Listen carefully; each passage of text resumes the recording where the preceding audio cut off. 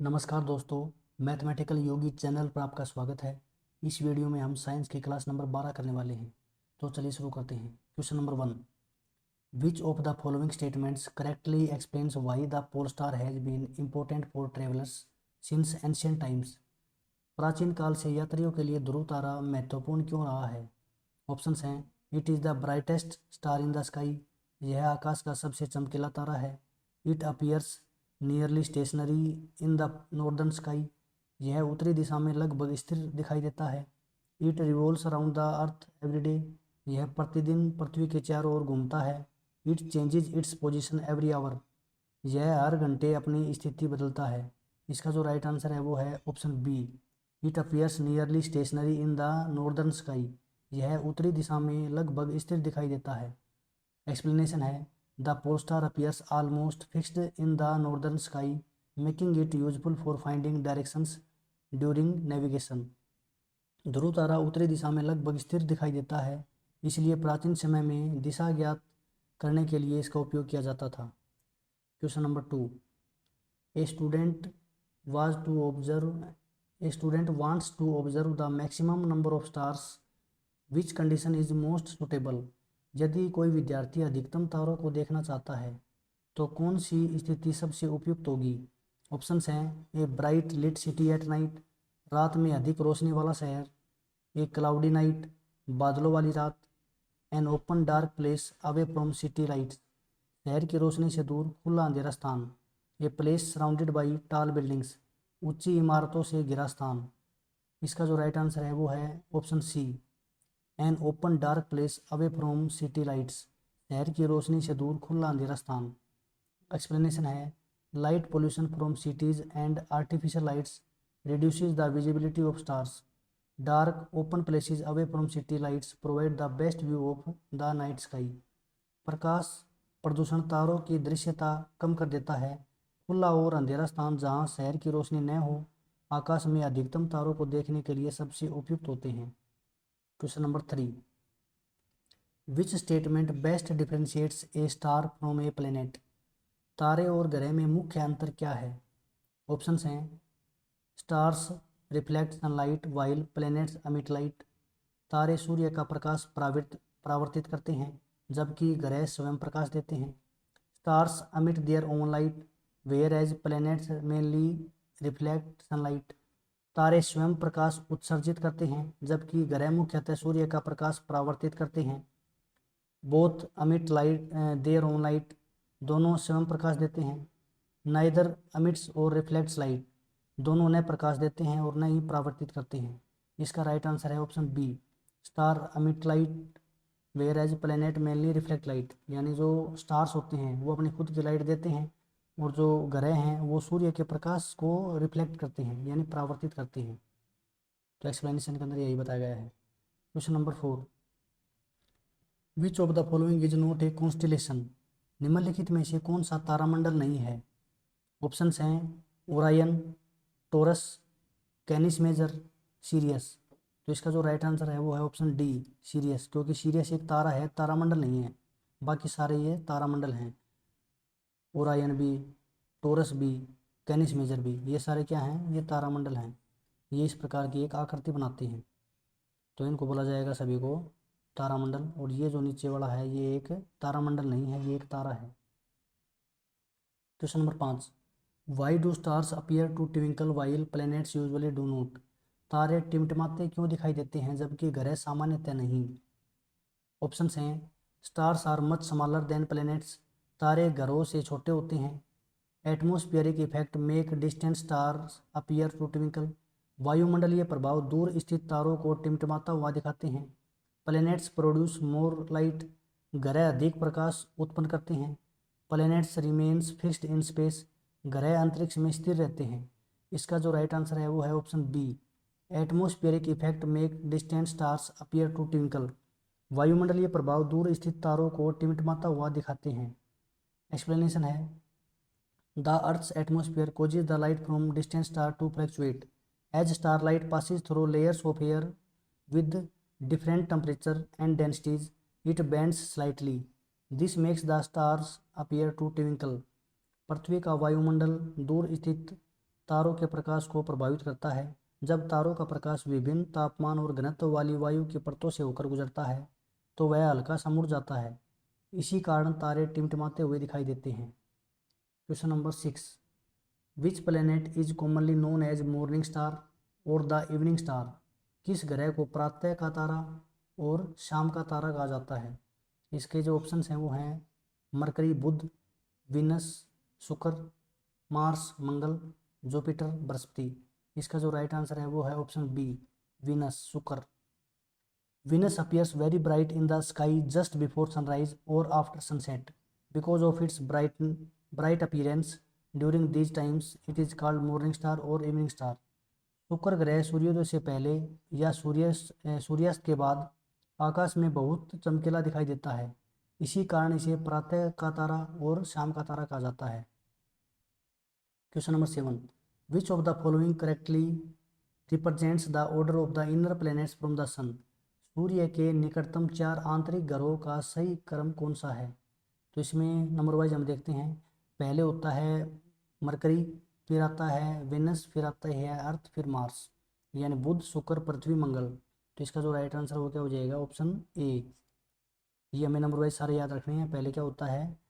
बुध शुक्र पृथ्वी मंगल, फिर बृहस्पति शनि अरुण वरुण। इसके बाद में है क्वेश्चन नंबर 7।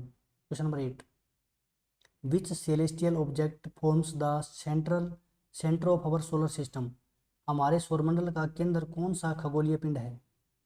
अर्थ पृथ्वी, जुपिटर बृहस्पति, सन सूर्य, मून चंद्रमा। इसका जो राइट आंसर है वो है ऑप्शन सी, सूर्य। The sun is the centre of our solar system. All the planets, dwarf planets, asteroids, comets and most other objects revolve around the sun due to its gravity. सूर्य हमारे सौरमंडल का केंद्र है। सभी ग्रह, बोने ग्रह, क्षुद्र ग्रह, धूमकेतु और अधिकांश अन्य पिंड सूर्य के गुरुत्वाकर्षण के कारण उसके चारों ओर परिक्रमा करते हैं। Question number 9, what is the first step in water cycle? जल चक्र का पहला चरण क्या होता है? कंडेंसेशन संघनन, प्रेसिपिटेशन वर्षा, इवेपोरेशन वाष्पीकरण, कलेक्शन संग्रहण। इसका राइट आंसर है ऑप्शन सी, वाष्पीकरण।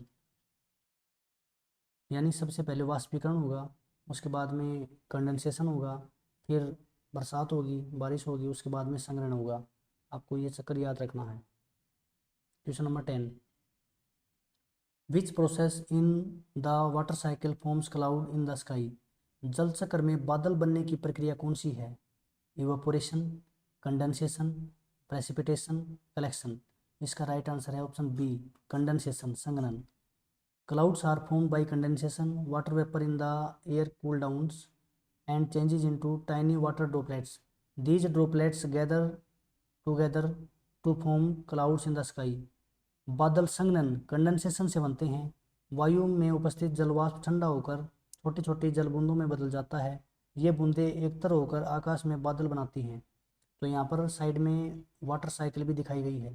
सबसे पहले इवेपोरेशन होता है, उसके बाद में कंडेंसेशन होता है, फिर प्रेसिपिटेशन यानी वर्षा होती है, और उसके बाद में कलेक्शन होता है। तो इस प्रकार से ये पूरी एक वाटर साइकिल बनती है। Question number 11, which of the following celestial objects is correctly matched with its characteristics? निम्नलिखित में से कौन सा खगोलीय पिंड अपनी विशेषता के साथ सही सुमेलित है? विनस रेड प्लेनेट, शुक्र ग्रह लाल ग्रह, मार्स ब्लू प्लेनेट, मंगल नीला ग्रह, अर्थ ब्लू प्लेनेट पृथ्वी नीला ग्रह, जुपिटर मॉर्निंग स्टार, बृहस्पति प्रातः तारा। तो इसका जो राइट आंसर है वो है ऑप्शन सी। ये बिल्कुल ठीक है भाई, पृथ्वी को नीला ग्रह कहा जाता है, बाकी सारे गलत हैं।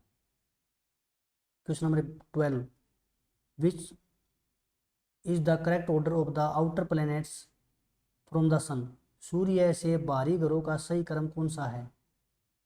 बाहरी ग्रह कौन से होते हैं? नंबर वाइज हमें याद रखने हैं। बृहस्पति, शनि, Uranus, Neptune.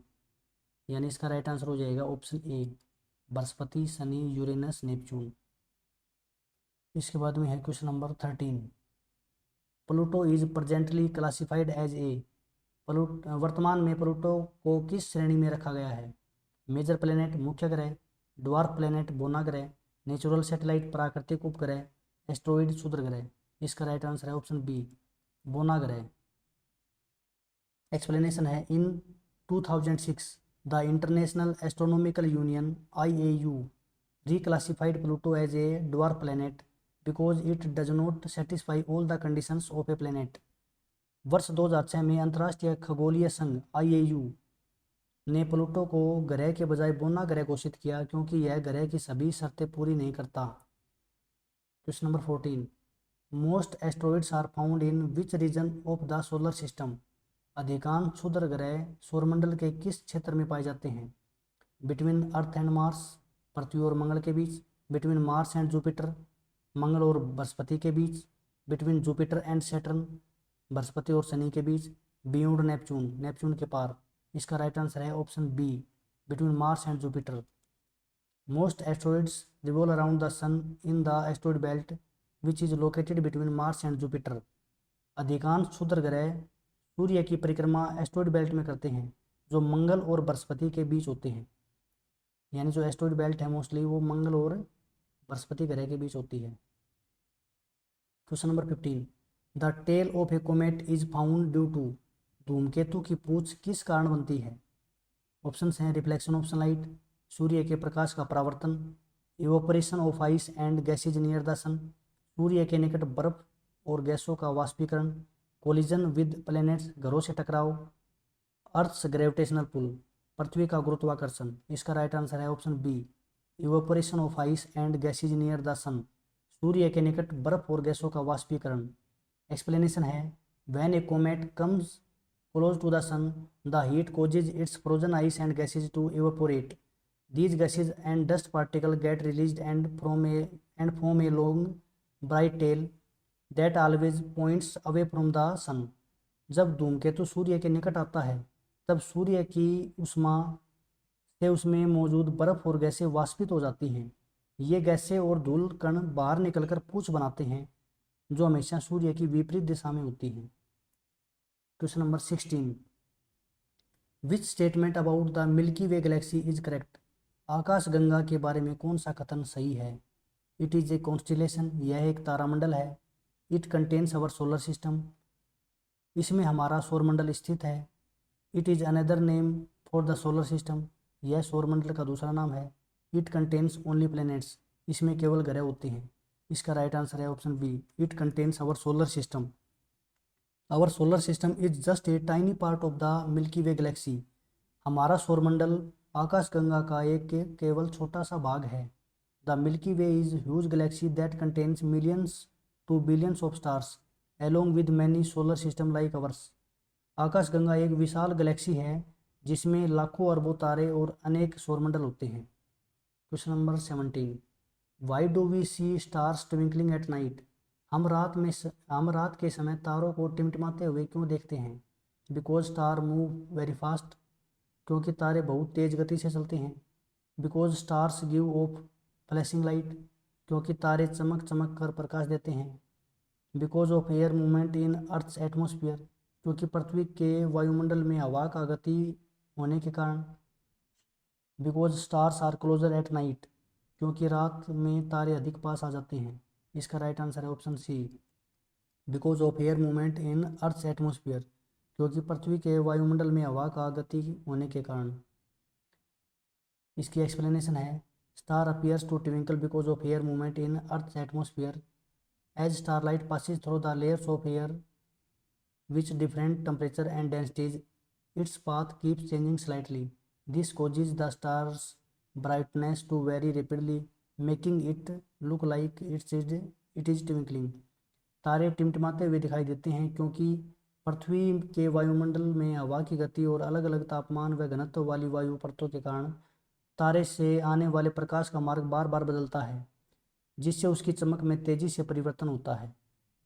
Question number 18, which of the following statement about the moon is not correct. चंद्रमा के बारे में निम्नलिखित में से कौन सा कथन सही नहीं है? It is earth's natural satellite, यह पृथ्वी का प्राकृतिक उपग्रह है। It has many craters on its surface, इसकी सतह पर अनेक क्रेटर हैं। It has a thick atmosphere like earth, इसका वायुमंडल पृथ्वी जैसा घना है। It revolves around the earth, यह पृथ्वी की परिक्रमा करता है। तो इसका जो राइट आंसर आएगा वो आएगा option C, it has a thick atmosphere like earth. ये बात गलत है, क्योंकि चंद्रमा का अपना खुद का कोई एटमोसफियर नहीं होता है, इसीलिए उसके ऊपर बहुत सारे जो मीटेरोइड्स हैं वो टकराते रहते हैं, यानी जो उल्कापिंड है वो टकराते रहते हैं, जिसकी वजह से इसके ऊपर क्रेटर्स यानी धब्बे बन जाते हैं बड़े बड़े, जो कई सालों तक रहते हैं। Question number 19, which Indian mission successfully soft which Indian mission successfully soft landed near the moon's south pole. चंद्रमा के दक्षिणी ध्रुव के निकट सफल सॉफ्ट लैंडिंग किस भारतीय मिशन ने की? चंद्रयान 1, चंद्रयान 2, चंद्रयान 3, मंगलयान। इसका राइट आंसर है option C, Chandrayaan 3। Chandrayaan 3 achieved a historic soft landing near the moon south pole on 23 August 2023। This made India the first country to land near the lunar south pole and the fourth country to soft land on the moon। Chandrayaan 3 ने 23 August 2023 को चंद्रमा के दक्षिण ध्रुव के निकट ऐतिहासिक soft landing की। इस उपलब्धि के साथ भारत चंद्रमा के दक्षिण ध्रुव के निकट उतरने वाला पहला देश और चंद्रमा पर सॉफ्ट लैंडिंग करने वाला चौथा देश बन गया। Question number 20, scientist mainly research for exoplanets because they may help in. वैज्ञानिक मुख्य रूप से एक्सोप्लैनेट की खोज इसलिए करते हैं क्योंकि वे सहायता कर सकते हैं measuring the size of the sun, सूर्य का आकार मापने में, searching for the possibility of life beyond Earth, पृथ्वी के बाहर जीवन की संभावना खोजने में, increasing the number of planets in our solar system, सौरमंडल के ग्रहों की संख्या बढ़ाने में, फाइंडिंग न्यू कॉन्स्टेलेशन, नए तारामंडलों की खोज में। इसका राइट आंसर है option B, searching for possibility of life beyond Earth, पृथ्वी के बाहर जीवन की संभावना खोजने में।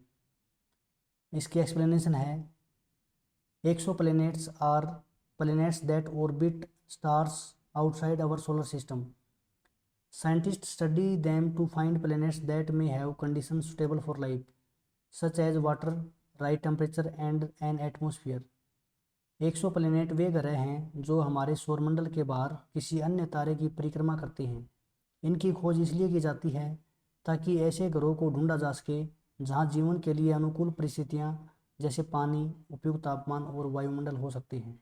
तो ये हमारे टोटल 20 क्वेश्चंस थे, और इसके साथ ही हमने जो 6th क्लास है उसके सभी 12 चैप्टर कंप्लीट कर लिए हैं। अब इसके बाद में हम 7th क्लास का पहला चैप्टर स्टार्ट करेंगे। अगर आपको वीडियोज़ में दी गई जानकारी पसंद आई हो तो चैनल को सब्सक्राइब करें, वीडियो को लाइक करें। Thanks for watching.